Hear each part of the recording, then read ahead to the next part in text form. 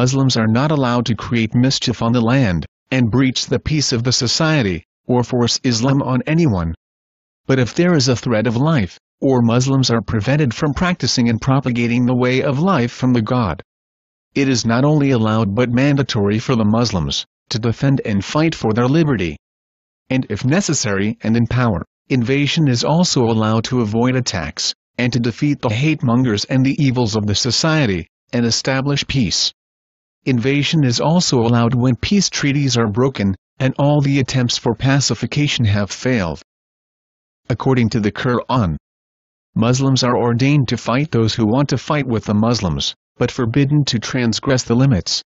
The Muslims are ordained to kill and expel those who have oppressed the Muslims, and have wrongfully taken their properties, and expelled the Muslims from their land.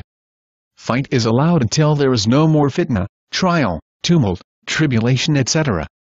If the non-Muslims cease enmity, then the God is oft forgiving, most merciful. Let there be no transgression except against az-zalimun, the oppressors. Indeed, the God does not like transgressors and oppressors. Muslims are not allowed to invade any nation with whom there is peace, Islamic or non-Islamic, or those who are non-Muslims, but they approach the Muslims with their hearts restraining from fighting, as well as fighting their own people who are non-Muslims. So, if these people, non-Muslims, withdraw from fighting, and fight not against the Muslims, and offers peace with the Muslims, then the God has opened no way for the Muslims to fight against these peaceful people, non-Muslims. Then there are others who wish to have security from the Muslims, and security from their people, who desires to harm the Muslims. Every time these non-Muslims, who want security from the Muslims and their own people, are sent to temptation by their own people, they give themselves up to temptation. If these people withdraw not from the evil plotting, nor offer the Muslims peace, nor restrain their hands from harming the Muslims, then the Muslims are ordained by the God to seize them and kill them wherever these people are overtaken, battlefield. In the case of such people, the God has provided the Muslims with a clear warrant against them. If the non-Muslims are fighting collectively against the Muslims, then the Muslims are also ordained to fight collectively against the non-Muslims. If the non-Muslims incline to peace, the Muslims will also have to incline to peace, and put their trust in the God. Verily, the God is the All-Hearer, the All-Knower.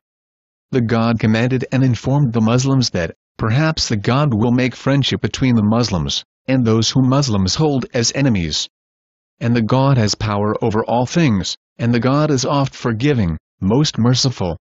The God does not forbid the Muslims to deal justly and kindly with those who do not fight against the Muslims, on the account of religion, and did not drive the Muslims out of their homes. Verily, the God loves those who deal with equity.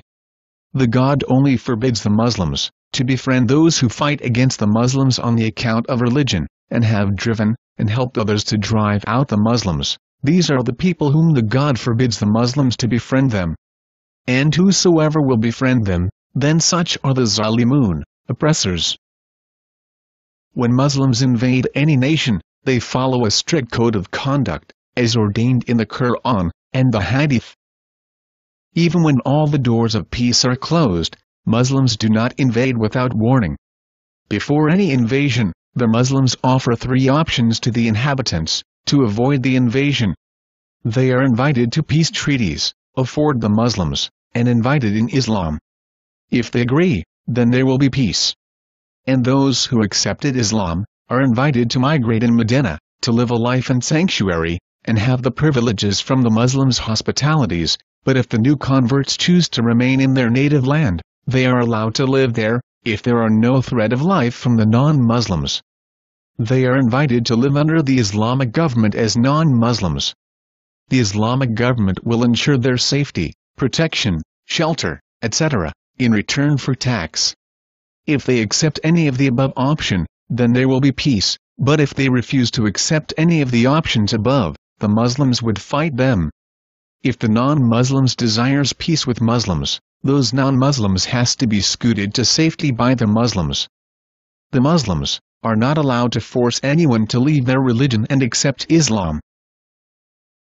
The Muslims are not allowed to commit zina, adultery, fornication etc. or rape. The Muslims are not allowed to kill women. The Muslims are not allowed to kill children. The Muslims are not allowed to kill an aged infirm person. The Muslims are not allowed to cut down fruit-bearing trees. The Muslims are not allowed to destroy an inhabited place. The Muslims are not allowed to slaughter sheep or camels, except for food. The Muslims are not allowed to burn bees and scatter them. According to the opinion of the scholars, the bees here represent any kind of chemical weapons. The Muslims are not allowed to steal from the booty. The Muslims are not allowed to act cowardly. The Muslims are not allowed to mutilate the dead, who has fallen in the battle from amongst the enemy.